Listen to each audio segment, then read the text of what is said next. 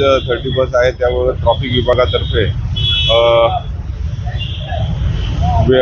वेगवेगळ्या पॉईंटवर आम्ही जे लोक रूल्स फॉलो करत नाही, ट्रॅफिकचे रूल फॉलो करत नाही, त्यांना रूल फॉलो करण्याबाबत आवाहन करत आहे। त्याचप्रमाणे कोणीही दारू पिऊन वाहन चालवू नये, ज्याच्यामुळं त्यांच्या जीविताचं नुकसान होऊ शकतं, त्यांचं जीविताचं खेळलं जाऊ शकतं। त्याचप्रमाणे इतरांना सुद्धा इजा होते, त्यांचाही जीव जाऊ शकतो।